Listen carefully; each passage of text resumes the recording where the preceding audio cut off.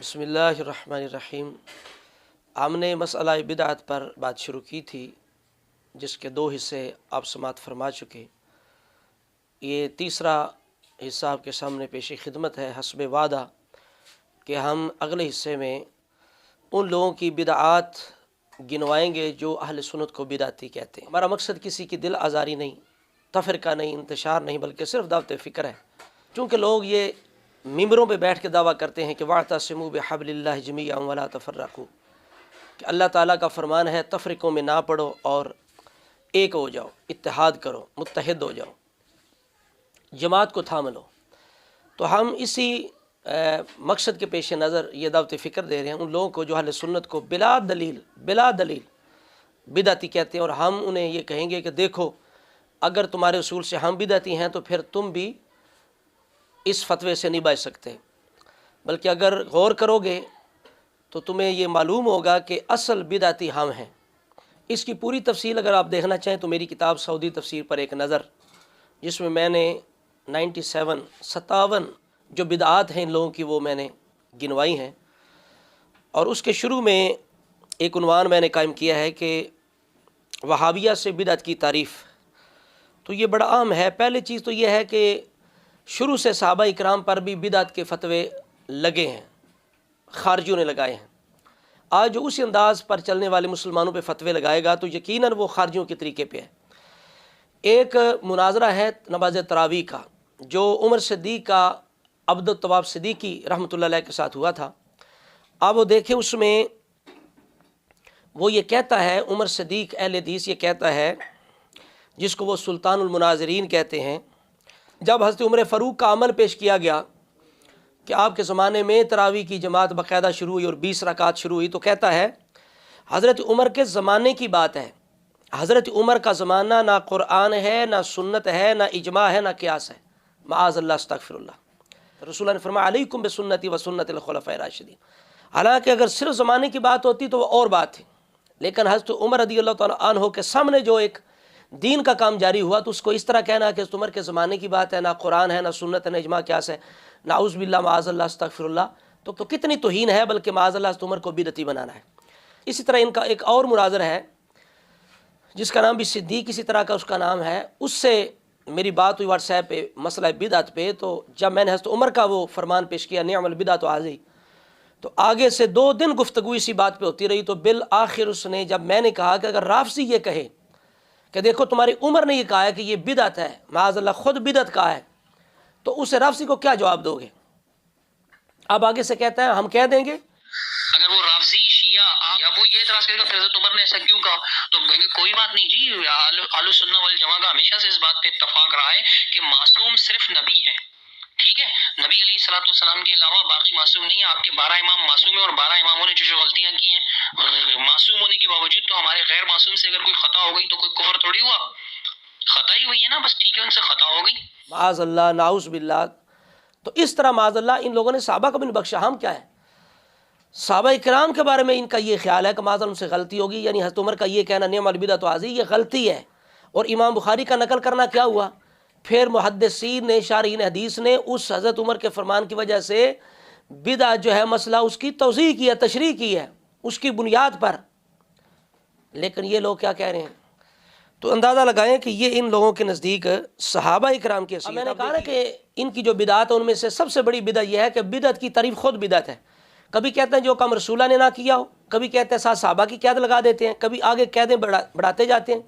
आप तफसील अगर देखनी हो तो मेरी किताब आप देखिए, ये देखो यहाँ लिखा है कि सऊदी तफसीर जो है ये मेरे पास पड़ी है, ये जो सऊदी तफसीर है इसके बारे में मेरी वो किताब है। तो इसके सफ़ा नंबर 992 पे इस बंदे ने कुल्लु बिदअतिन दलालतुन पेश करके, इस मुफस्सिर ने, तो इसने कहा कि जो काम ख़ास किसी हैत के साथ रसूलुल्लाह से साबित ना हो उस पर सवाब और जन्नत की उम्मीद रखी जाए वो बिदअत है। यहाँ इसने रसूलुल्लाह के दौर की कैद लगाई। आगे फतावा इब्ने बाज़ उर्दू में छपा हुआ है दारुस्सलाम रियाज का, उसके अंदर इनके इब्ने बाज़ ने यह कहा है कि ये रवाज इसलिए बिदअत है, किसी मसला के बारे में कह रहा था जिसे ना रसूलुल्लाह ने, ना सहाबा ने, ना सलफ़ुस सालिहीन ने किया, ना उसका हुक्म दिया। आप देखिए इनका इतना बड़ा मुफ्ती इब्ने बाज़, उसने क्या किया کہ رسول اللہ صحابہ سلف الصالحین کی بھی قید لگا دی، اس لیے بدعت ہے۔ تو آج تک ان کو یہ سمجھ نہیں کہ بدعت کی تعریف کرنی کیا ہے۔ آگے چلیں۔ اسی طرح سعودی تفسیر صفحہ نمبر 1498 پہ اس نے لکھا، سعودی مفسر نے صلاح الدین یوسف جو ہے، اس طرح صحابہ اکرام سے بھی یہ عمل منقول نہیں، اگر یہ عمل خیر ہوتا تو صحابہ ضرور کرتے۔ اب اس نے صحابہ کی قید بڑھا دی، ٹھیک ہے۔ پہلے اس نے کہا کہ جو رسول اللہ سے ثابت نہ ہو، اب اس نے صحابہ کی بھی قید۔ آگے یہ جو ہے ابن باز، اس نے اسی فتاوی ابن باز کے اوپر کہتا ہے کہ تسبیح کا ترک کرنا بہتر ہے، جو ہاتھ والی تسبیح ہے، اہل علم نے ناپسند کیا ہے، تسبیح انگلیوں پر افضل ہے، جیسا کہ خود نبی علیہ السلام کیا کرتے تھے، بلکہ حکم دیا کہ انگلیوں پر کیا جائے۔ اب کہتا ہے یہ اس لیے ترک کرنا بہتر ہے کہ اہل علم نے ناپسند کیا۔ اب اس نے اہل علم کی بھی مزید قید بڑھا دی۔ تو اب تعجب کی بات ہے، جب ہمیں بدعتی بنانا ہوتا ہے کہتے ہیں یوم اکملت لکم دینکم، کہ دین مکمل ہو گیا۔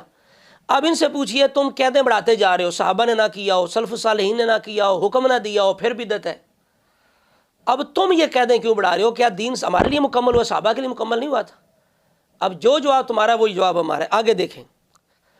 اور سعودی مفتی ابن باز نے زیارت مدینہ منورہ ایک کتاب ہے جو سعودیہ سے چھپی ہے، اس میں یہ کہتا ہے کہ آپ صلی اللہ تعالیٰ علیہ وسلم نے تبلیغ رسالت اور دعوت دین میں کوئی کسر نہیں چھوڑی۔ آپ نے ہر بھلائی کی خبر اپنی امت کو دے دی اور ہر برائی سے خبردار کر دیا۔ سن لیا آپ نے؟ اب ہم پوچھتے ہیں کہ جب رسول اللہ نے ہر اچھائی اور برائی سے خبردار کیا تو جو امور اہل سنت سر انجام دیتے ہیں ان میں سے کس امر کو، کس کام کو رسول اللہ نے منع کیا وہ نص لاؤ، وہ رسول اللہ کا ارشاد لے کے آؤ۔ اب آگے دیکھیں، یہ سعودی مفتی کی کتاب ہے وجوب العمل بسنت نبویتی، اس کا جو مترجم ہے شیخ غلام مصطفیٰ حسن، وہ کہتا ہے علماء متقدمین متاخرین کے اس بات پر اجماع ہے کہ حکام کے ثابت کرنے حلال و حرام کی توضیح کے لیے 4 اصول معتبرہ ہیں: کتاب اللہ، سنت رسول، اجماع امت، قیاس۔ اب جب بھی کوئی نیا کام سامنے آئے گا تو یہ بندے کیا کرتے ہیں جو اہل سنت کے امور ہوتے ہیں، میلاد ہو گیا، انگوٹھے چومنے ہو گیا، اذان سے پہلے صلاۃ والسلام، حالانکہ یہ سارا کچھ پسند کیا شریعت نے، یہ فوراً بجائے اس کے کہ یہ اجتہاد کریں، یہ 4 اصولوں کی روشنی میں فیصلہ کریں، یہ کیا کہتے ہیں؟ کلو بدعت ضلالۃ، کلو بدعت ضلالۃ۔ تو پھر یہاں یہ جو اصول معتبرہ ہیں یہ کس لیے ہیں بھائی؟ یہ صرف اپنے کام جائز کرنے کے لیے ہیں، اور اہل سنت کو بدعتی بنانا تو کلو بدعت ضلالۃ کافی ہے۔ ان کے کچھ بزرگ ہیں جنہوں نے بدعت کی تعریف کے بارے میں کچھ اقوال پیش کیے۔ یہ اہل حدیثوں کا ایک مولوی ہے، تنقیح الروایہ اس کی کتاب ہے، احمد حسن دہلوی، اس نے مسند احمد کی ایک روایت ہے کہ ما احدث قوم بدعتا الا رفع مثلها من السنہ، جب کوئی قوم بدعت ایجاد کرتی ہے تو اس کی مثل سنت ہٹ جاتی ہے۔ وہ انشاءاللہ ہم اگلے بیان میں پیش کریں گے۔ اس کی شرح میں یہ لکھتا ہے کہ بدعت کا ایجاد کرنا اس کی مثل سنت کو ہٹانے والا ہوتا ہے، یعنی خود ان کا بزرگ لکھتا ہے کہ بدعت کی نشانی کیا ہے کہ جو سنت کو ہٹائے۔ ہم بھی یہ کہتے ہیں، تو اہل سنت کے جتنے امور ہیں کسی سنت کو ہٹانے والے نہیں ہیں۔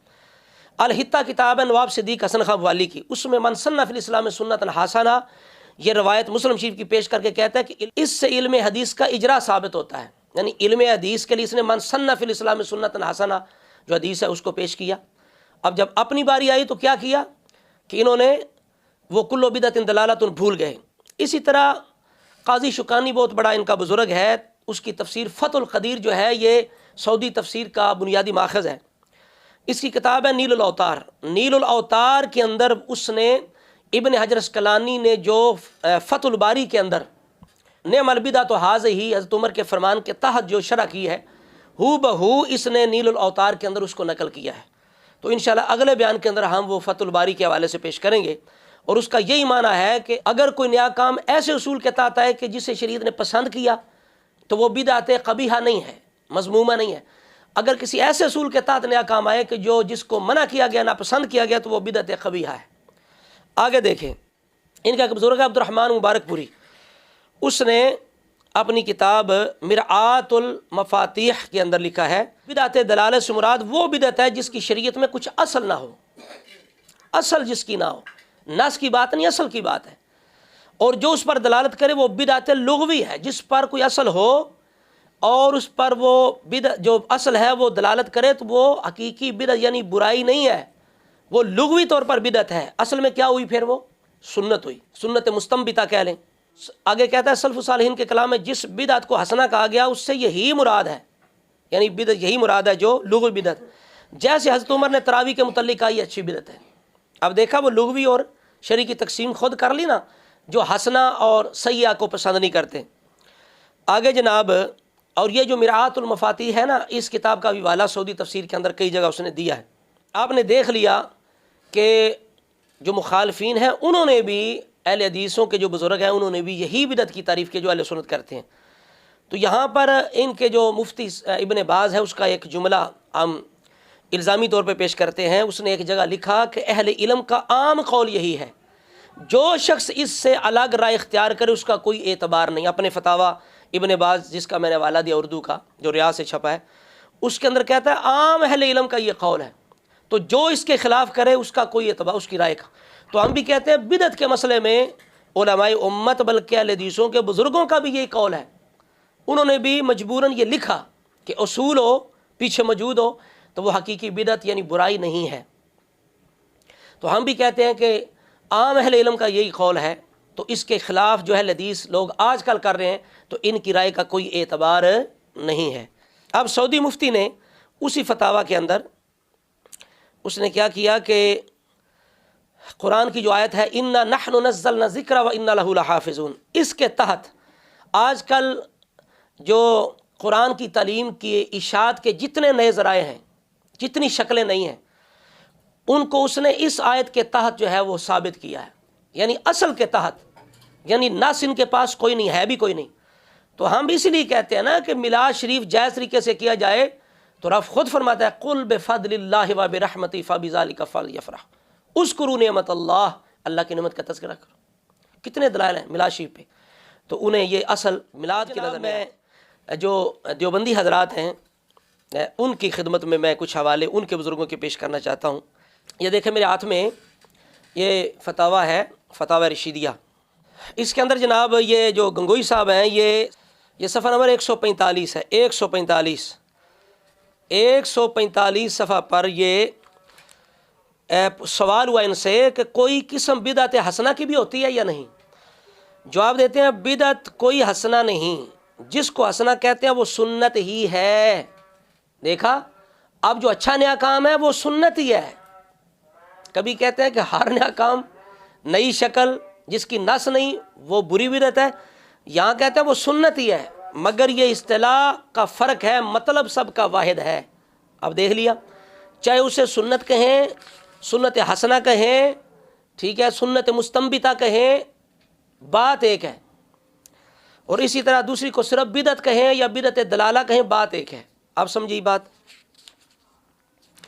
اسی طرح کر کے جناب آگے بڑی اہم بات ہے، سوال ہوا کہ یہ جو نئی صورتیں ہیں مساجد کی، مدارس کی، یہ پرانے وقتوں میں تو نہیں تھیں، تو یہ بدعت کیوں نہیں ہے؟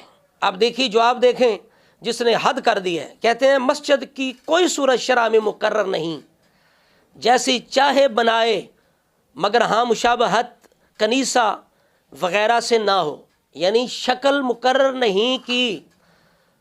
اب ہم بھی یہ کہتے ہیں کہ میلاد کی، حضور کی آمد کی خوشی کی کوئی شکل مقرر نہیں، تعظیم مصطفیٰ کی کوئی شکل مقرر نہیں، محبت مصطفیٰ کے اظہار کی کوئی شکل مقرر نہیں، اولیاء کے ادب و احترام کی کوئی شکل مقرر نہیں، اپنی باری آئی تو کہا کوئی شکل مقرر نہیں کی۔ ہم بھی تو یہی کہتے ہیں، اس لیے کہتے ہیں وَاعْتَصِمُوا بِحَبْلِ اللَّهِ جَمِيعًا وَلَا تَفَرَّقُوا، آ جاؤ اللہ کی رسی کو مضبوطی سے تھام لیں اور فرقوں میں نہ پڑیں۔ آگے کہتے ہیں الا ھذا مدارس کی کوئی صورت معین نہیں، جس طرح مساجد کی نہیں اس طرح مدارس کی نہیں، کسی صورت خاصہ کو ضروری جاننا بدعت ہے، کسی خاص شکل کو ضروری جاننا بدعت ہے، ہم بھی کسی خاص شکل کو ضروری نہیں جانتے۔ تو یہ جناب گنگوئی صاحب کی اس بات نے بھی اس کا فیصلہ کر دیا۔ اب مزید دیکھیں ختم بخاری کے حوالے سے، ایک تو انہوں نے 11ویں شریف کو اصال ثواب کے لیے کوئی کرے تو جائز قرار دیا، ہم بھی اصال ثواب کے لیے کرتے ہیں، ہم کوئی غوث پاک کی عبادت کے لیے نہیں کرتے۔ یہ کہتے ہیں اصال ثواب کی نیت سے 11ویں کو توشہ کرنا درست ہے، تو ہم بھی اصال ثواب کے لیے کرتے ہیں۔ آگے کہتے ہیں صرف یہ ہے کہ دن مقرر نہ جانے کے ضروری دن، ہم بھی ضروری نہیں جانتے، کبھی خاص گرمی والے دن کبھی بعد میں کر لیتے ہیں، تو ہم بھی کوئی دن کو کسی شکل کو ضروری نہیں سمجھتے۔ آگے دیکھیں جناب، بخاری شریف کا جو ختم، اس کے بارے میں گنگوئی صاحب کیا کہتے ہیں۔ سوال یہ ہوا کہ کسی مصیبت کے وقت بخاری شریف کا ختم کرانا قرون ثلاثہ سے ثابت ہے یا نہیں، اور یہ بدعت ہے یا نہیں؟ جواب، قرون ثلاثہ میں بخاری تالیف نہیں ہوئی تھی، مگر اس کا ختم درست ہے کہ ذکر خیر کے بعد دعا قبول ہوتی ہے۔ دیکھا، اب اصول استعمال کیا گیا نا، اب اصول کی بنیاد پر ختم بخاری کو صحیح قرار دے دیا گیا اور کہا یہ بدعت نہیں ہے۔ اس کا اصل شرع سے ثابت ہے، بدعت نہیں ہے۔ خدا کے لیے امت کو متحد کرو یار، آپ خود مانتے ہو کہ اصل ثابت ہے تو شکل کی کوئی بات نہیں۔ اب مزید دیکھو، یہ براہین قاطعہ ہے، یہ حسب حکم رشید گنگوئی صاحب یہ اس کو لکھا گیا۔ اس کے اندر خلیل احمد محدث صاحب جو ہیں وہ بھی یہی کہتے ہیں بس اس شے کا وجود شارع کے ارشاد پر موقوف ہوا، خواہ صراحتاً اشارتاً یا اشارتاً و دلالتاً۔ پس جب کسی نوع ارشاد سے حکم جواز کا ہو گیا تو شے وجود شرعی میں آ گئی، اگرچہ اس کی جنس بھی خارج میں نہ آئی ہو۔ سمجھ آ رہی کہ بس کسی طرح بھی جو چیز اشارتاً بھی ثابت ہو گئی، صراحتاً ثابت ہو گئی، دلالتاً ثابت ہو گئی، یعنی اس کی اصل شریعت، اس کی اصل جو ہے وہ اس دور کے اندر موجود ہو، تو کہتے ہیں وہ سب سنت ہے۔ یعنی کسی صورت بھی جو ثابت ہو گئی اشارتاً دلالتاً صراحتاً رسول اللہ کے دور سے، چاہے خاص شکل اس کی خارج کے اندر موجود نہ ہو، تو کہتے ہیں وہ سنت ہے، وہ بدعت نہیں ہے۔ سمجھ آ گئی بات؟ اب دیکھیں جی، اس سعودی تفسیر کے اندر جو بدعت کی تعریف کی گئی ہے، یہ صفحہ نمبر ہے 67۔ انہوں نے دو نشانیاں، دو علامتیں بیان کی ہیں۔ کہتے ہیں جس کی دین میں اصل نہ ہو۔ اب دیکھنا اصل پہ بات آ گئی نا کہ بدعت وہ ہے جس کی دین میں اصل نہ ہو۔ دوسری کیا ہے؟ جو دلائل شرع کے مخالف ہو۔ جو مخالف ہوگی وہ یہ نا جو سنت کو ہٹانے والی ہے، رفیع مثلھا من السنہ، جو سنت کو اٹھانے والی ہے، تو یہ انہوں نے کی۔ آگے سورہ یاسین کے اندر جو ہے وہ نکتب ما قدموا آثارہم، اس کے تحت یہ کیا لکھتے ہیں یہ صاحب، آپ پڑھ لیجئے گا سورہ یاسین کے تحت اس تفسیر کو کھول لیجئے گا۔ کہتے ہیں کہ آثارہم سے وہ اعمال جن کے عملی نمونے اچھے یا برے وہ دنیا میں چھوڑ جاتا ہے، یعنی خود نمونہ قائم کرتا ہے بندہ۔ یہ دیکھا نا، یہ ہے من سن فی الاسلام، آگے حوالہ بھی آئے گا۔ نمونے چھوڑ گئے، ہم بھی یہ کہتے ہیں نا کہ نمونہ نیا کرنا اصل کی بنیاد پر یہ ناجائز نہیں ہے۔ اب خود قرآن سے بدعت اچھی بدعت کو ثابت کر رہے ہیں۔ کہتے ہیں جو نمونے اچھے برے چھوڑ گیا، اس کے مرنے کے بعد اس کی اقتداء میں لوگ وہ اعمال بجا لاتے ہیں، جس طرح حدیث میں ہے من سن فی الاسلام سنتا حسنہ، جو اسلام میں، یہ کہتے ہیں نا اسلام تو مکمل ہو گیا، دین مکمل ہو گیا، تم دین کو مکمل کر رہے ہو۔ اب میں پوچھتا ہوں، جس نے ایک نیا نمونہ چھوڑا وہ دین مکمل کر رہا ہے؟ اور دین مکمل کرنے کی بات نہیں ہے، نہ کسی مسلمان کا یہ عقیدہ ہے کہ دین ناقص ہے، لیکن یہ اجازت ہے کہ نئی شکل تم دے سکتے ہو۔ اب دیکھیے، کہتے ہیں وہ حدیث پاک پیش کی مسلم شریف سے، آگے کہتے ہیں اسی طرح، یعنی مسلم شریف کے اندر ایک اور حدیث ہے کہ جب انسان مر جاتا ہے تو 3 ذریعے اس کے ثواب کے جاری رہتے ہیں، جن کا ثواب قبر میں بھی اسے پہنچتا ہے۔ وہ 3 چیزیں ہیں، نیک اولاد، وہ علم جس سے لوگ فائدہ اٹھائیں، اور صدقہ جاریہ۔ سمجھ آ رہی؟ اب میں پوچھتا ہوں کہ جو اس نے نمونہ علم کا جاری کیا، اب نیا نمونہ ہے نا، اب اس کی بنیاد کیا ہے؟ علم دین۔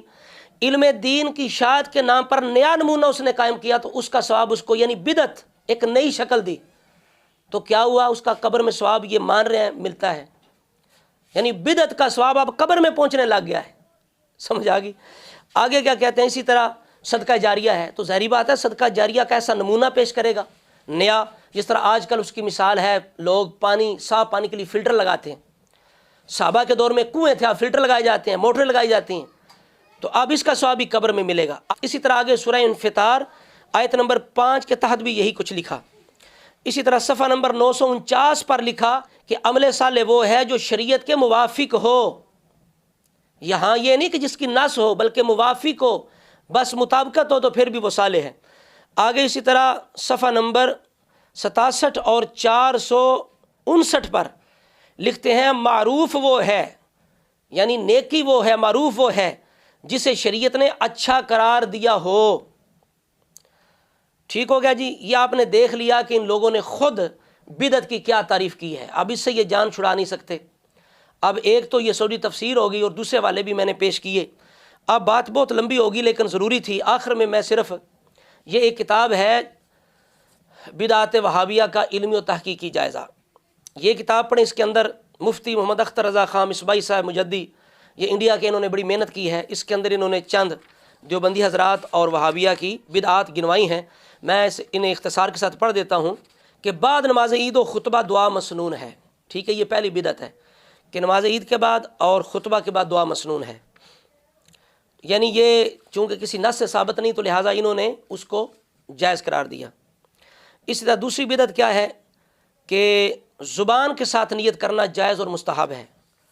زبان کے ساتھ نیت کرنا، تو یہ چونکہ اس کی نص نہیں ہے تو جس طرح یہ بدعت بناتے ہیں لوگ ہمارے اعمال کو، معمولات کو، تو یہ بھی یہ زبان سے نیت کرنے کو کسی نص سے ثابت کریں۔ یہ جتنی باتیں ہیں ان پر یہ مطالبہ کرنا ہے کہ نص لے کے آؤ، ٹھیک ہے۔ اسی طرح جناب یہ آگے تیسری بدعت ہے دلائل الخراج شریف کا وظیفہ کرنا، یہ تیسری بدعت ہے۔ چوتھی بدعت ہے الصلاۃ والسلام، الصلاۃ والسلام علیک یا رسول اللہ۔ ان کے مولوی صاحب ابو حسین احمد مدنی صاحب نے شہاب ثاقب کے اندر اس کو لکھا ہے کہ یہ جائز ہے، تو اس کا ثبوت پیش کریں۔ ہمیں کہتے ہیں نا جائز ہے الصلاۃ والسلام علیک یا رسول اللہ، جبکہ ان کے مولوی صاحب نے کہا کہ وہابیہ روکتے ہیں، اہل سنت پڑھتے ہیں۔ پانچویں بدعت ہے ختم بخاری، جو میں نے پیش کر دیا۔ چھٹی بدعت ہے صحت کے لیے مصیبت کے وقت ختم بخاری کرنا۔ ساتویں بدعت ہے ختم خواجگان چشت و قادریہ۔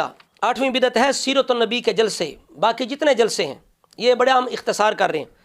اسی طرح خلفائے راشدین کے ایام منائے جاتے ہیں، اس کو نص سے ثابت کیا جائے۔ اسی طرح 6 کلموں کے نام اور 5واں اور 6واں کالمہ، ایمان مفصل، ایمان مجمل، ٹھیک ہے، یہ کسی حدیث سے ثابت کی جائے۔ تو یہ بدعات 12 ہو گئیں۔ 13 جو ہے وہ سالگرہ کے بارے میں پوچھا گیا تو اسے انہوں نے جائز قرار دیا، جبکہ بچے تو صحابہ کرام کے بھی ہاں ہوتے تھے۔ جب انہوں نے کام نہیں کیا اور رسول اللہ نے نہیں کیا، لقد کان لکم نہ فرمایا ہے، تو لقد کان لکم فی رسول اللہ اسوۃ حسنہ کا کیا معنی ہے؟